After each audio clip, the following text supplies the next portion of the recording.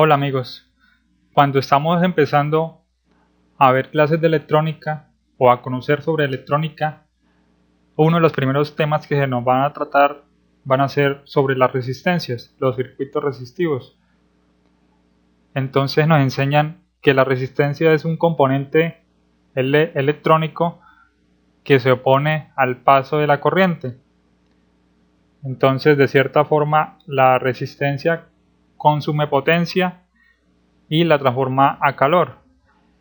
Entonces también uno se pregunta, bueno, ¿para qué yo quiero resistencias en mi circuito? Si eso, aparte de que consume corriente, se calienta y consume potencia. O sea, ¿para qué yo quiero resistencias en mi circuito? Lo ideal es que no haya resistencias. Listo. Entonces, aquí está una de las explicaciones que yo les voy a dar porque son importantes, muy importantes la resistencia y por qué la encontramos en todos los circuitos electrónicos, en la mayoría, por no decir que en todos, va a haber resistencias. Entonces, aquí tenemos tres casos. Este caso es el uso de la resistencia como elemento de protección. Aquí vemos que esta resistencia está en serie con este diodo y lo está protegiendo.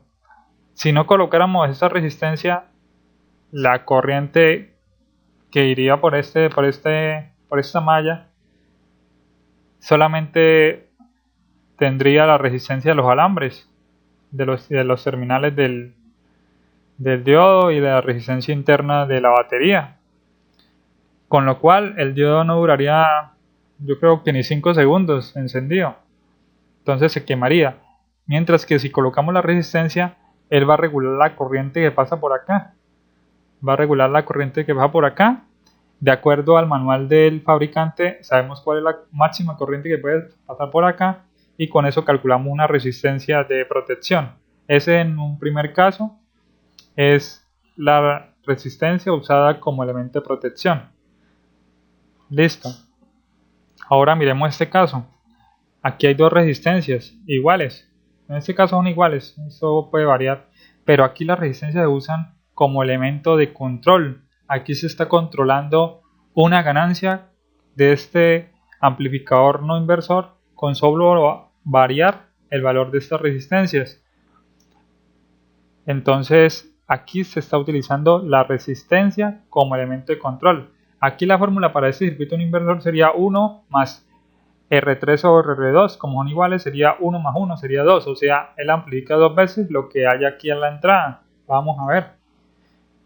Aquí hay 0.5 voltios y aquí sale 1 voltio. Entonces, vemos la utilidad de las resistencias como elemento de control. Vamos a ver un tercer caso. Aquí se está utilizando la resistencia como una resistencia pull-up. Lo que hace es mantener un voltaje de 5 voltios acá hasta que no se presione este botón. Cuando se presiona el botón, pues cambia a un estado 0 voltios. Esto es muy importante, re importante en circuitos digitales y en circuitos hacia microcontroladores, hacia Arduinos. Si no colocamos esto, el microcontrolador de alguna manera se va a volver loco, no va a saber en qué estado va a estar el pin donde tengamos conectado esta entrada. Listo, entonces vamos a ver la utilidad de esto. Presiono acá, da 0 voltios, suelto 5 voltios. Entonces aquí vemos la utilidad de la resistencia, también de cierto modo como un circuito de control, porque aquí está controlando siempre manteniendo 5 voltios, a menos de que se puse este botón. Bueno amigos, espero haberles ayudado y ya vemos la utilidad de las resistencias. Hay otras aplicaciones como en circuitos RC que manejan la constante del tiempo de ese circuito. Entonces son muchas las aplicaciones y eso por no mencionar las demás que se aprovechan del efecto de que ellas están calentando y generan calor, por ejemplo en las planchas, en los hornos. Todas esas son las utilidades de las resistencias, solo algunas, son muy importantes en todos los circuitos electrónicos. Bueno amigos, hasta luego.